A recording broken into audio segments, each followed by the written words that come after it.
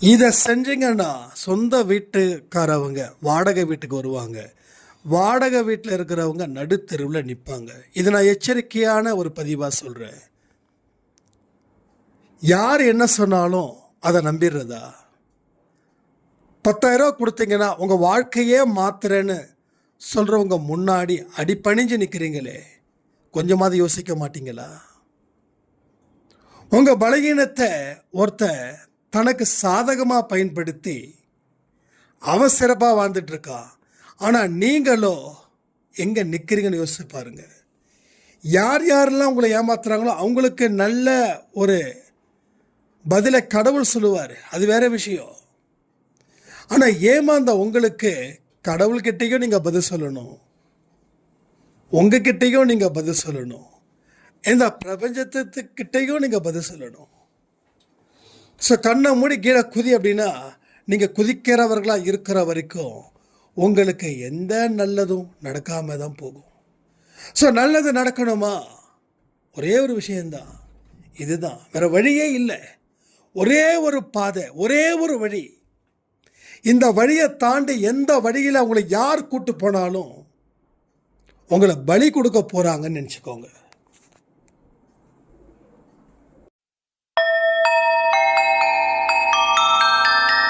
ஓம் சாயிரா சாயிரா, ஓம் சாயிரா சாயிரா, ஓம் சாயிரா சாயிரா, அன்பே சாயிரா, பேரன்பே சாயிரா, அகிலம் தளிக்க ஆத்மா விழிக்க அனுதினம் சாயிரா, எங்கள் அன்பே சாயிரா.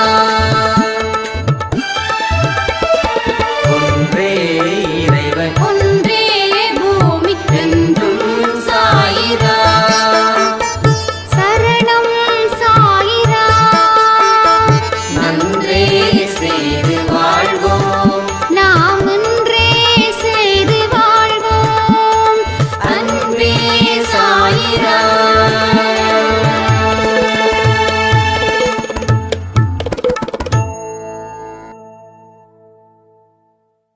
சாயிரா. என் உயிரின் உயிரானவர்களே, எப்பேற்பட்ட ஒரு வாழ்க்கையை சாயப்பா கொடுத்துருக்கிறார் தெரியுமா உங்களுக்கு? உங்க வாழ்க்கையில சந்தோஷத்தை நீங்க அனுபவிக்கணும் அப்படின்னு சொல்லி சாயப்பா மட்டும் இல்லைங்க, இது வரைக்கும் எத்தனை ஜென்மமா நீங்க கடவுளை வழிபட்டீங்களோ அத்தனை கடவுளும் உங்களுக்கு நீங்கள் சந்தோஷமாக இருக்கணும் அப்படின்னு ஆசீர்வதிச்சுக்கிட்டே இருக்காங்க. நான் இப்போ சொல்கிறத நோட் பண்ணிக்கோங்க. அடுத்த சில நாட்களில் அதுக்கு தகுந்த மாதிரியான சூழ்நிலையை கடவுள் உருவாக்குவார், உருவாக்கியே தீருவார். நாம் ஒரு நாள் சொன்னோம், ஞாபகம் இருக்கா? இன்னும் சில நாட்களில், சில மாதத்தில், அதிகபட்சமாக 5 வருஷத்துக்குள்ள நீங்கள் வீடு வாங்கிடுவீங்க அப்படின்னு. நம்ம அன்பே சாயிராமில் இருக்கக்கூடிய ஒரு சாயிராமுக்கு ரொம்ப வருஷமாக வீடு வாங்கணும் அப்படின்னு ஆசை. அந்த பிரார்த்தனையை தினம் தினம் தினம் தினம் செய்கிறாங்க. ஃபைனலி பேங்க்கில் இருந்து கால் பண்ணுறாங்க, உங்களுடைய சிபில் ஸ்கோர் கரெக்டாக இருக்கு, நீங்கள் லோன் அப்ளை பண்ணியிருந்தீங்க, உங்களுக்கு 25 லட்சம் ரூபாய் எலிஜிபிலிட்டி இருக்கு லோனுக்கு அப்படின்னு. அதாவது கிட்டத்தட்ட பல வருஷம் போய் அந்த சிபில் ஸ்கோரு ஏடாகுடமாக இருந்திருக்குது. இப்போ அந்த சிபில் ஸ்கோர் எப்படி சரியாச்சுன்னு தெரியல, என்ன டீலிங்கில் அது நடந்ததுன்னு தெரியல. திரும்பவும் நம்ம ஃபேமிலி அங்கே போய் கேட்டிருக்காங்க, இல்லைங்க உங்கள் சிபில் ஸ்கோர் தெளிவாக இருக்குதுங்க, கரெக்டாக இருக்குதுங்க, இப்போ உங்களுக்கு லோன் எலிஜிபிலிட்டி இருக்குது, ஏதாவது லோனுக்கு எது நீங்கள் வச்சுருந்தீங்களா, ப்ரீ க்ளோஸ் பண்ணிங்களா? இல்லைங்க லோன் வச்சுருந்தோம், ஆனால் அதை நாங்கள் எதையுமே க்ளோஸ் பண்ணவே இல்லை, அது ஒரு டீலிங்கில் இருக்குதுன்றதை நாங்கள் விட்டுட்டோம். இல்லைங்க, அந்த ப்ரீ க்ளோசிங் க்ளோஸ் ஆகிடுச்சு, உங்களுக்கு எப்படி ஆச்சுன்னு எங்களுக்கு தெரியல, இப்போ பொறுத்த வரைக்கும் சிபில் ஸ்கோர் தெளிவாக இருக்குது. உங்களுக்கு 25 லட்சம் ரூபாய்க்கு எலிஜிபிள் ஆயிருக்குது. நீங்கள் எப்போ வேணாலும் நீங்கள் வந்து வாங்கிக்கலாம். நீங்கள் ப்ராப்பர்ட்டியை பாருங்கள், நாங்கள் வந்து பார்த்து அதை நாங்கள் ஓகே பண்ணுறோம் அப்படின்னு சொல்லி இன்றைக்கி அந்த வேலை நடக்க போகுது உங்களுக்கு. ஸோ ஒரு சிபில் ஸ்கோரு ஒரு மோசமாக இருந்தது. எப்படி அதை சரி பண்ணாருன்னா, அவங்க சாயப்பா மேலே வச்சிருந்த நம்பிக்கை, ரெண்டாவது செஞ்ச பிரார்த்தனை, அந்த டைமுக்கு அவங்க அந்த பிரார்த்தனையை செஞ்சதால், அந்த நம்பிக்கையோடு அவங்க இருந்ததால் அவங்களுக்கு இன்றைக்கி ப்ராப்பர்ட்டி கன்ஃபார்ம் பண்ணி அவங்க வந்து பேங்க்கில் வந்து பேச போகிறாங்க. அப்போது கடவுள் உங்களுக்கு செய்யணும்னு விரும்புகிறாரு. ஆனால் அவர் செய்ய வரும்போது நீங்கள் அவாய்ட் பண்ணுறீங்க. இதான் உங்களோட பெரிய பிரச்சனையே. அவர் செய்கிறதுல தெளிவாக இருக்கார். உங்களுக்கு நிறைய செஞ்சு தரணும், என்னோட குழந்தைங்களை நான் நல்ல முறையில் பார்த்துக்கணும் அப்படின்னு அவர் ரொம்ப தெளிவாக இருக்கார். அதனுடைய வெளிப்பாடு தான் இந்த ஒரு விஷயம். எனக்கே ரொம்ப ஷாக். ஏன்னா பேங்க்கில் எந்த விதமான ப்ராசஸிங்கும் நம்ம அன்பேசாய் குடும்பத்தில் இருக்கக்கூடிய சொந்தம் பண்ணலை. ஆனால் பண்ணாமலேயே சிபில் ஸ்கோரு எப்படி ஆச்சுன்னு எனக்கே மிகப்பெரிய வியப்பாக இருக்குது. இது வியப்புன்னு ஒன்றும் இல்லை, கடவுள் இருக்கிறாருன்னும் போது அது என்ன வியப்பாக இருக்க போகுது. இருந்தாலும் சொல்கிறேன், ஒரு அதிர்ச்சி இருக்கா இல்லையா, ஒரு எவ்வளவு பெரிய ஒரு விஷயங்கள் இது நடந்திருக்குதுன்றதை நீங்கள் யோசிச்சு பாருங்களேன். அப்போ நாம் இன்றைக்கு வரைக்கும் அந்த மாதிரி பிரார்த்தனை செய்கிறோமா அப்படின்னு பார்த்தா 100 பேரில் 10 பேர் கூட செஞ்சுருக்க வாய்ப்பு இல்லைன்னு எனக்கு தோணுது. நம்ம செய்கிறோம், ஆனால் வீடு வாங்குற வரைக்கும் செய்கிறது இல்லை. நான் சொன்னேன் 5 வருஷத்துக்குள்ளே நீங்கள் வீடு வாங்குவீங்க. நீங்கள் தினமும் ஒரு பர்டிகுலர் டைம் சொன்னேன், ஐ திங்க் 8 மணி சொன்னேன்னு நினைக்கிறேன். 8 மணிக்கு இது மாதிரி நீங்கள் சொல்லுங்கள், இது மாதிரி பிரார்த்தனை பண்ணுங்கள். வீடு வாங்கினா என்ன சந்தோஷம் உங்களுக்கு கிடைக்குமோ, எந்த நம்பிக்கை உங்களுக்கு கிடைக்குமோ, அந்த சந்தோஷம் அந்த நம்பிக்கையும் வைத்து நீங்கள் சரி பண்ணுங்க அப்படின்னு நம்ம சொன்னோம். ஆனால் நம்ம மக்கள் என்ன பண்ணாங்க, நான் எல்லாரையும் சொல்கிறீங்க, எல்லாரையும் சொல்லலை, சில பேரை சொல்கிறேன், பல பேரை சொல்கிறேன், சில பேரை சொல்கிறேன், பல பேரை சொல்கிறேன். அது மறந்துடுறது. எங்கே கிடைக்க போகுது, கிடைச்சா நமக்கு கிடைக்காம போயிடாது அப்படின்னு. ஒன்றே ஒன்று சொல்கிறேன், சில விஷயங்களை கடவுள்கிட்ட நீங்கள் கேட்டாதான் அது கிடைக்கும். நம்ம கேட்கறதுல கூட நம்மளுடைய எதிர்மறை எண்ணங்களை விதைச்சி வச்சுருக்கோம் அப்படின்னா, இப்போ கடவுள் எப்படி கொடுப்பாரு? ஒன்றும் இல்லை, ஒரு ஃபைனான்சியர்கிட்ட கேஷ் வாங்க போகிறீங்க. இந்த ஃபினான்ஷியர் என்ன சொல்கிறாரு, இன்னும் அடுத்த வாரம் வாங்கன்றீங்க. அலாரத்தை ஃபிக்ஸ் பண்ணிவிட்டு சொன்ன தேதிக்கு 1 மணி நேரத்துக்கு முன்னாடியே போகிறீங்க. மறுபடியும் அவர் சொல்கிறாரு அடுத்த வாரம் வாங்க, பணம் இல்லை, நான் மறந்துட்டேன், இப்படி நான் நோட் பண்ணிக்கிறேன்னு. மறுபடியும் அடுத்த வாரம் சொன்ன தேதி சொன்ன நேரத்துக்கு 1 மணி நேரத்துக்கு முன்னாடி போகிறீங்க.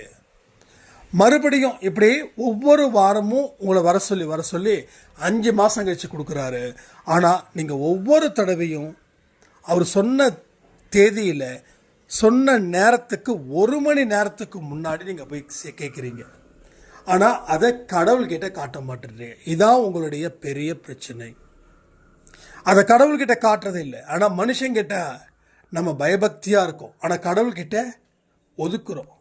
அப்போ என்னென்னா, உள்ளுக்குள்ளே ஒரு அவநம்பிக்கை, என்ன கிடைச்சிட போகுது, வேண்டுனா கிடைச்சிருமா, வேண்டுனா கிடைச்சிருமா, நமக்கு என்ன நடக்குதோ அது கண்டிப்பாக நடந்து தான் தீரும். நீ வாங்கணும் அப்படின்னு சொன்னால் நீ வாங்கி தான் ஆகும். நீ வாங்கக்கூடாதுன்னு முடிவு பண்ணியிருந்தா, விதி இருந்துச்சுன்னா நீ வாங்க முடியாமல் போயிடுவேன். இந்த இடத்துல இப்படி நம்ம பண்ணிக்கிறோம். ஸோ நம்பிக்கை இல்லாத வரைக்கும் உங்கள் வாழ்க்கையில் எந்த விதமான அற்புதம் அதிசயம் நடக்காது. நம்பிக்கை இல்லாத வரைக்கும் எதுவுமே அற்புதம் நடக்காது. இல்லாட்டி வாழ்க்கையை ஓட்டலாம், இப்போ எப்படி இருக்கோமோ அப்படி ஓட்டிடலாம், ஒன்றும் பிரச்சனை இல்லை. அடுத்த ஒரு 10 வருஷம், அதுக்கு அடுத்தது ஒரு 10 வருஷம், அடுத்தது 10 வருஷம், அடுத்தது 10 வருஷம் இருப்போமோ இல்லையோ நமக்கு தெரியாது. ஸோ ஆவரேஜாக 50ன்னு வச்சுக்கலாமே. 60, 70, 80, 80க்கு மேலே நம்ம வீடு வாங்கணும்னு நினைக்க முடியுமா? நடக்க முடியுமானே தெரியாது. வீடு வாங்கணும்னு நம்ம அந்த வேகம் இருக்குமா? இருக்காது. அப்போது இந்த சாய்ராமுக்கு சிபில் இவ்வளவு இஷ்யூவாக இருந்தாலும் நம்ம சொன்ன டைமில் எக்ஸாக்டான டைமிங்கில் எந்த மாதிரியான பிரார்த்தனை செய்யணும்னு நாம் சொன்னோமோ அப்படி நடந்தது. இது வந்து 2வது மிராக்கள். ஃபஸ்ட்டு மிராக்கிளே நான் சொன்னேன், ஒரு மிகப்பெரிய பணக்காரர், அவருடைய ஏழை தான் நம்ம அன்பே சாய் குடும்பத்தில் இருக்கிறவங்க. அவங்க வந்து ஃபாரின் போகிறாங்க. சொன்னது ஞாபகம் இருக்குமா இல்லைன்னு தெரியல. ஞாபகம் இருக்கிறவங்க ஞாபகம் வச்சுக்கோங்க. இது 2வது அதிசயம். அதாவது அந்த ஆடியோ கொடுத்த அதிகபட்சமாக 1 மந்த் தான் இருக்கும்னு நினைக்கிறேன். அந்த 1 மந்த்துக்குள்ளேயே அப்படி ஒரு அதிசயம் 2 விஷயம் நடந்தது. 2 பேர் வீடு வாங்கியிருக்காங்க. அப்போ அது ஃபஸ்ட்டு டைம் நான் சொன்னேன்ல, அந்த அம்மா இப்போ வரைக்கும் பிரார்த்தனை பண்ணுறாங்க. என்ன தெரியுமா, அன்பே சாய் குடும்பத்தில் யாரெல்லாம் இந்த மாதிரியான பிரார்த்தனை வச்சுருக்காங்களோ அத்தனை பேருக்கும் வீடு வாங்கிறது ரொம்ப ரொம்ப ரொம்ப எளிதாக இருக்கணும் சாய்ப்பா அப்படின்னு. உண்மையிலே சொல்கிறேன், அவங்களுக்கு ரொம்ப சந்தோஷமாக இருக்குது அப்படிப்பட்ட மனநிலையில் அந்த சாய்ராம் இருக்கிறது. ஏன்னா நமக்கு தான் நடந்துருச்சே, முடிஞ்சிருச்சே. அந்த ஸ்லாட்டை அவங்க கேன்சல் பண்ணலை. அந்த ஸ்லாட்டை எதுக்காக வச்சாங்களோ அது இன்றைக்கு வரைக்கும் வச்சுருக்காங்க. இப்போ ரீசெண்டாக கூட சொன்னாங்க. ஆனால் இப்போ வரைக்கும் நான் அந்த டைமுக்குள்ள நான் அந்த பிரார்த்தனை பண்ணிடுறேன்னா கிடைக்காதவங்களுக்கும் கிடைக்கணும் அப்படின்னு நான் நினச்சேன். அவங்களுக்கு தான் இன்னொரு எக்ஸ்ட்ரா வீடு கேட்குறாங்கன்னு. அவங்க அதை கேட்கவே இல்லை. அவங்க என்னதுன்னா, யாரெல்லாம் இது மாதிரி ஒரு வேண்டுதல் வச்சு சொந்த வீடு கனவு நிறைவேறணும்னு சொல்லி நினைக்கிறாங்களோ அவங்களுக்கு அது நிறைவேறணும் அப்படின்னு. ஸோ நான் ஓப்பனாக கேட்குறேன், எத்தனை பேர் ஒரு நாள் கூட மிஸ் பண்ணாமல் அந்த நேரத்தில் பிரார்த்தனை பண்ணுறீங்கன்னு நீங்களே கமெண்ட் பண்ணுங்கள். அப்போ உங்களுக்கு தெரியும் நாம் எந்த அளவில் அலட்சியமாக இருக்கிறோம். வீடு வாடகை கொடுக்கும்போது தான் நமக்கு தோணும், நம்ம வீடு வாங்கலையே, நம்ம பிரார்த்தனை பண்ணலாமே அப்படின்னு. ஸோ கஷ்டம் வரும்போது தான் கடவுளை நாம் நினைக்கிறோம். சாதாரண மக்கள் இப்படி தான் பண்ணுறாங்க. ஆனால் அன்பே சாய் குடும்பத்தில் இருக்கக்கூடிய மக்களும் கஷ்டம் வந்தால் தான் தெய்வத்தை நினைக்கிறாங்கன்னா, அப்புறம் எதுக்காக இந்த குடும்பம், எதுக்காக இத்தனை ஆடியோ, எதுக்காக இந்த மாதிரியான மெசேஜ், ஏன் இவ்வளவு தூரம் நம்ம கொடுக்குறோன்னு தெரியல, புரியல. ஆனாலும் என்னுடைய கடமையை நான் சிறப்பாக செஞ்சுட்டு தான் இருப்பேன். அதில் நான் குறை வைக்க மாட்டேன். நீங்கள் ப்ரேயர் பண்ணுறீங்களோ, நீங்கள் ப்ரேயர் பண்ணலையோ, நீங்கள் ஆடியோ கேட்குறீங்களோ, நீங்கள் ஆடியோ கேட்கலையோ, நீங்கள் இதை சீரியஸாக எடுத்துக்கிறீங்களோ இல்லை சீரியஸாக எடுத்துக்கலையோ, பட் என்னுடைய வேலையை நான் செஞ்சுக்கிட்டு தான் இருப்பேன். யாருமே இல்லைனாலும் ஒரு கிளாஸில் டீச்சர் வந்து கிளாஸ் எடுத்தாராம். இது ரியல் ஸ்டோரிங்க, ரியல் ஸ்டோரி. ஒரு சார் வந்து எனக்கு ஒரு ரிட்டையர் ஆனவர், அவர் 1 வருஷம் இருக்கும், என்னை வந்து மீட் பண்ணார். அப்போ சொன்னார், சார் நான் வந்துங்க சார், நீங்கள் சொன்னால் சிரிப்பீங்க அப்படின்னா. சார் சொல்லுங்கள் சார் அப்படின்னா. இது மாதிரிங்க பசங்க அடிக்கடி வந்து காலேஜை வந்து கிளாஸ் கட் அடிச்சிருவாங்க. சரி கட் அடிச்சிட்டாங்களே சொல்லி எனக்கு சந்தோஷமாக இருக்க முடியாது சார். நான் கிளாஸ்க்கு போவேன், கிளாஸ் ரூமில் யாருமே இல்லை, என்னென்னு தெரியும், நல்லாவே தெரியும். ஆனால் அந்த அன்னைக்கு என்ன எடுக்கணுமோ அதை நான் எடுத்துடுவேன் சார். அப்போ எனக்கு காலேஜில் இருக்கிறவங்க எல்லாரும் கேலியும் கிண்டலும், நீ என்ன லூஸா அப்படின்னு கேட்குற அளவில் என்னுடைய பசங்களே சொன்னாங்க, சார் நீங்கள் சொல்லுங்கள் சார் கரெக்டாக இல்லையா சார் அப்படின்னு. நான் உடனே எழுந்திரிச்சு நின்று அவருக்கு கையை கொடுத்து அவரை கட்டி பிடிச்சிக்கிட்டேன். ஏன்னா ஒரு டியூட்டி அப்படின்னா யார் இருந்தாலும் இல்லைனாலும் உன் கடமையை செய். அவருக்கு வயசு கிட்டத்தட்ட 70. இப்போ வரைக்கும் அந்த மனுஷன் அதே கம்பீரத்தோடு அதே குரல் வளத்தோடு இருக்கிறாருன்னா, நான் அடிக்கடி சொல்லுவேன் தெரியுமா, யார் இருந்தாலும் யார் இல்லைன்னாலும் அந்த டிசிப்ளின் அப்படின்றது ஒரு முக்கியம் அப்படின்னு. இருந்தால் ஒரு மாதிரியும் இல்லைன்னா வேறு மாதிரியும் இருக்கிறவங்க ஜாஸ்தி. முதலாளி சேரில் உட்காந்துருக்கான், நாம் நல்ல வேலை செஞ்சு நாம் இவனை ஏமாற்றணும் அப்படின்னு இருக்கிறவங்களும் இருக்காங்க. முதலாளி இருந்தாலும் முதலாளி இல்லைன்னாலும் என்னுடைய வேலையை நான் சரியாக செய்வேன்றவங்களும் இருக்காங்க. 2வதாக இருக்கிறவங்க உலகத்தில் கம்மி, அதனால தான் அவங்க ஜெயிக்கிறாங்க. ஆனால் முதல்ல இருக்கிறவங்க உலகத்தில் ஜாஸ்தி, அவங்க வாழ்க்கையை ஓட்டுனா போதுன்னு நினைக்கிறாங்க.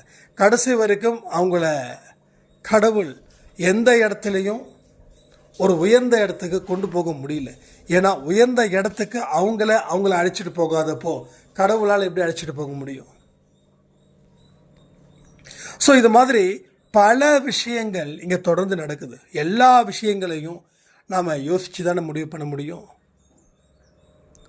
அப்போ நீங்கள் யோசித்து பாருங்கள், உங்களுக்கு தேவைன்னா ரெகுலர் பண்ணுங்கள், தேவை இல்லை பரவாயில்ல நாங்கள் இப்படியே இருந்துக்கிறோன்னா அது உங்கள் தலையெடுத்து சொல்ல மாட்டேன், கண்டிப்பாக சொல்ல மாட்டேன். ஏன்னா தலையெடுத்தை மாற்றுறதுக்கு தான் கடவுள் 1000 வழிகளை கொடுக்குறாரு. ஆனால் நீங்கள் எந்த வழியிலையும் போகாமல் நான் என்னுடைய வழியில் தான் போவோம் அப்படின்னா இருக்கக்கூடிய துன்பங்கள் தொடர்கதையாக தான் இருக்கும், அது முடிவுக்கு வராமல் போகும்.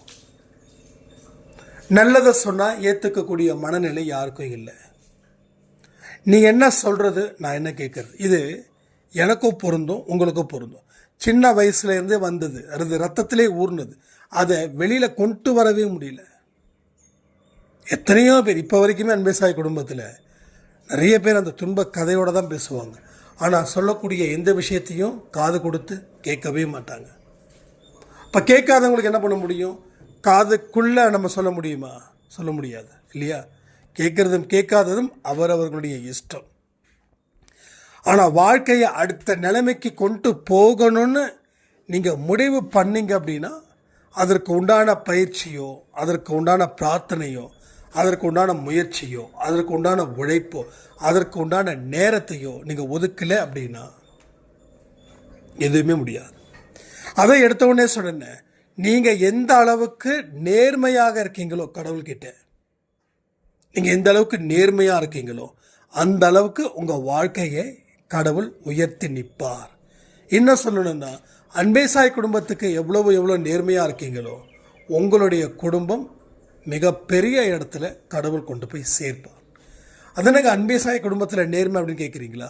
சொல்லக்கூடிய விஷயத்தை முழுவதுமாக கேட்டு அதில் இருந்து உங்கள் வாழ்க்கையை ஆரம்பிக்கிறீங்க இல்லையா, அந்த நேர்மையாக சொல்கிறேன். இன்றைக்கி ஒரு ஆடியோவை சொல்கிறேன், ஓகே அதை கேட்குறீங்க, அடுத்த 2 நாள் ஃபாலோ பண்ணுறீங்க, அதோட முடிஞ்சிடுச்சு. அடுத்த ஆடியோவில் ஒரு விஷயத்த சொல்கிறேன், அதை 2 நாள் ஃபாலோ பண்ணுறீங்க, அதோட முடிஞ்சிடுச்சு. நான் சொல்கிறது ஜென்மத்துக்கும் ஃபாலோ பண்ணணுன்றேன், ஜென்மத்துக்கும் ஃபாலோ பண்ணணும்.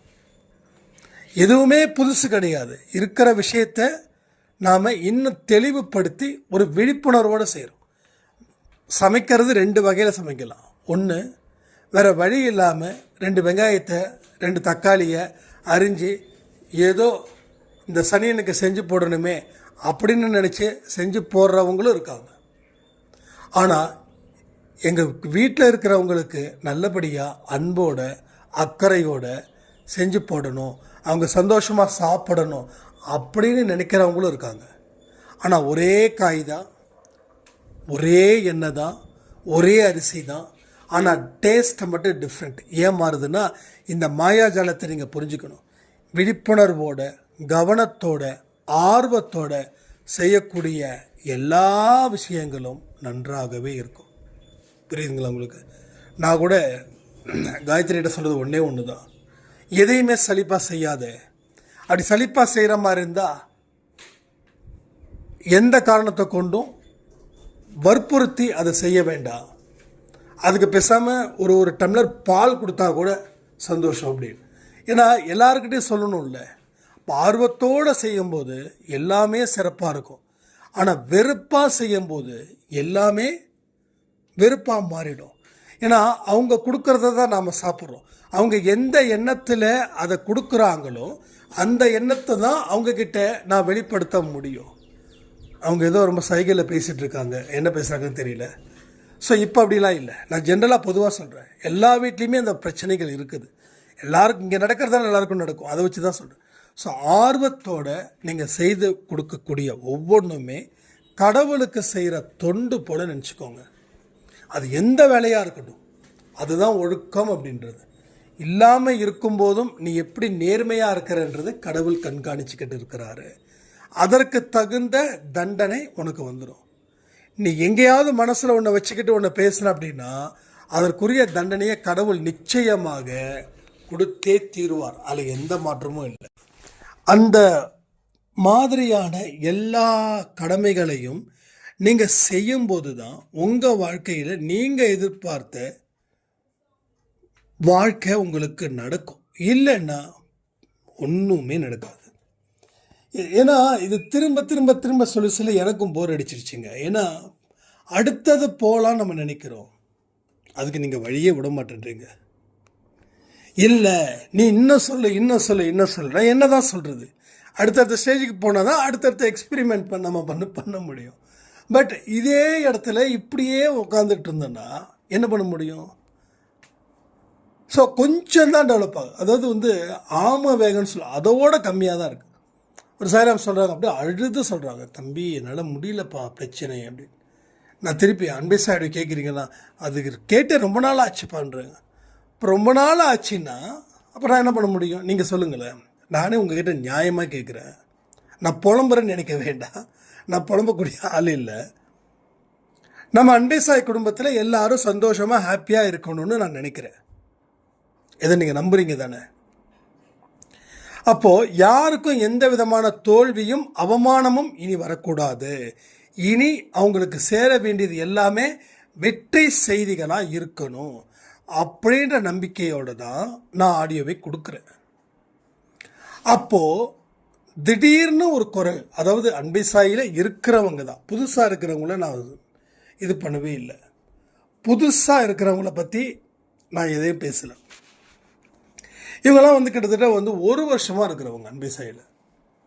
அப்போது இவங்க வந்து திடீர்னு அதை நம்ம சேவ் பண்ணி வச்சுருக்கோம், ஆல்ரெடி மெசேஜ் இருக்கும், அதை பேஸ் பண்ணி திடீர்னு வந்து அழுது இப்படி ஆயிடுச்சுப்பா அப்படி ஆயிடுச்சுப்பா அப்படின்னா நான் ஒன்றே ஒன்று தான் கேள்வி கேட்டேன். அன்பே சாய் ஆடியோ பார்க்குறீங்களான்னதுக்கு இல்லைப்பா. சேம் எப்போ கடைசியாக பார்த்தீங்கன்னதுக்கு பார்த்து கிட்டத்தட்ட 2 மாதம் இருக்கும்ப்பா. இப்போ இவங்களுக்கு நான் என்ன ஆன்சர் பண்ணுறது நீங்கள் சொல்லுங்கள்? அவங்க பிரச்சனைங்க சொல்கிறாங்க, அதை உடனே சால்வ் பண்ணிட முடியுமா? இல்லைன்னா ஒன்று வேணால் பண்ணலாம், ஒரு 10,000 கொடுங்க, நான் ஒரு பூஜை பண்ணி உங்களுக்கு விபூதியும் எந்திரமோ தாயத்தோ அனுப்புகிறேன், அப்படி வேணால் பண்ணாமன்னு பார்க்குறேன் நான். ஒன்று அன்பே சாய் ஆடியோ பாருங்கள், இல்லைன்னா ஒரு 10,001 ரூபாய் நீங்கள் முறைப்படி எனக்கு கூகுள் பே அனுப்பிவிடுங்க.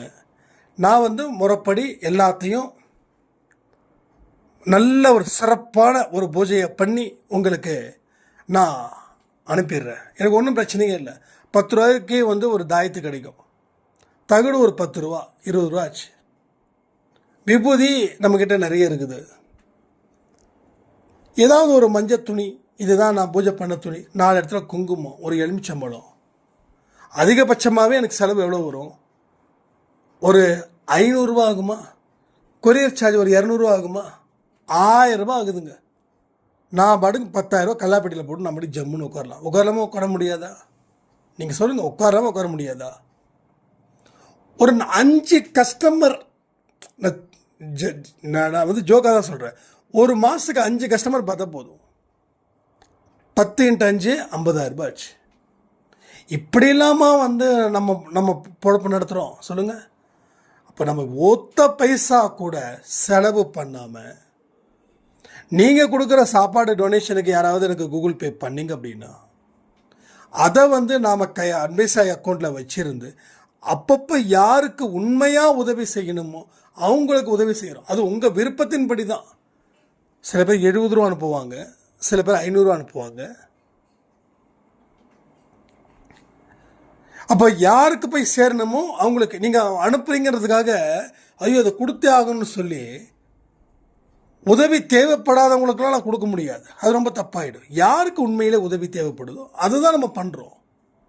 அப்போது இந்த அம்மாவுடைய கணக்கு என்னன்னா, நான் சொல்லிட்டேன், அம்மா தயவு செய்து உங்கள் பிரச்சனையை நீங்களே பார்த்துக்கோங்க. அப்படி என்ன தம்பி இப்படி சொல்கிறீங்கன்னு, வேறு நம்ம அன்பே சாய் ஆடியோ பார்க்கறது இல்லை.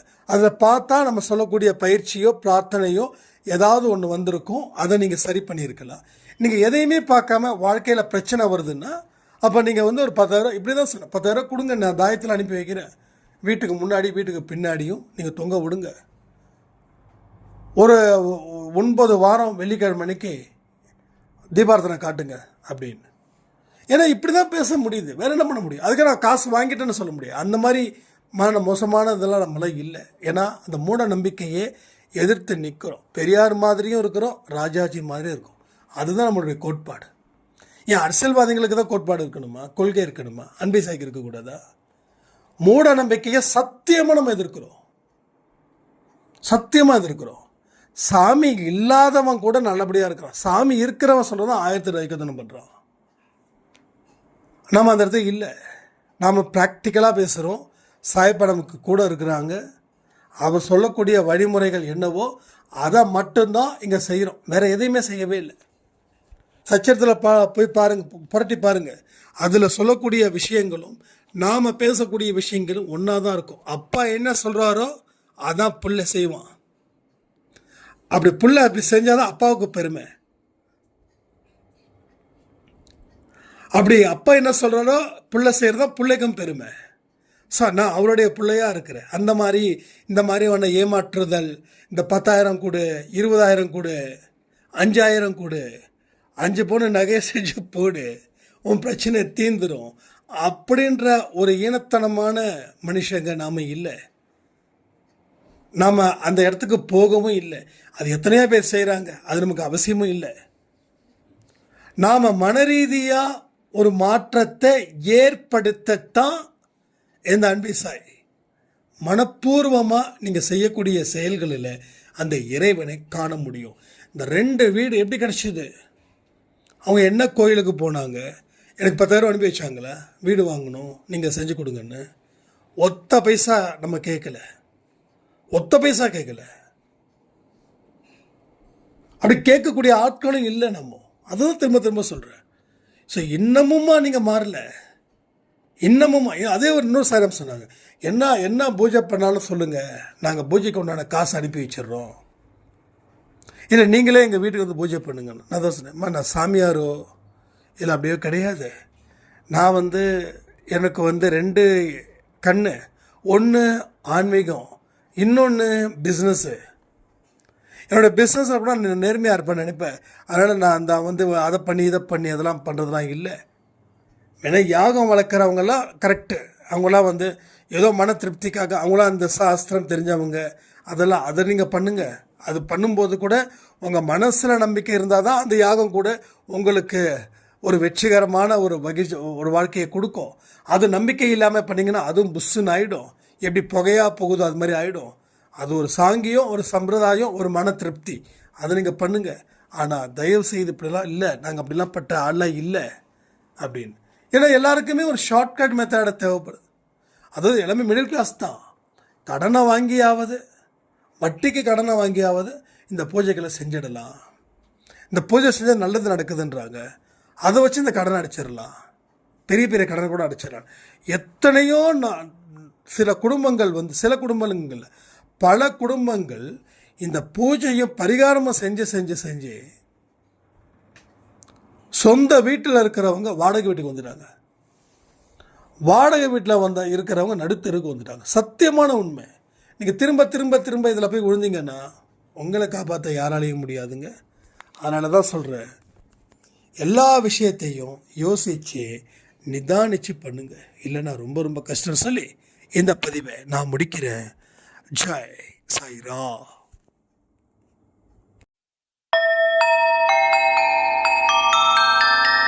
ஓம் சாயிரா, சாயிரா, ஓம் சாயிரா.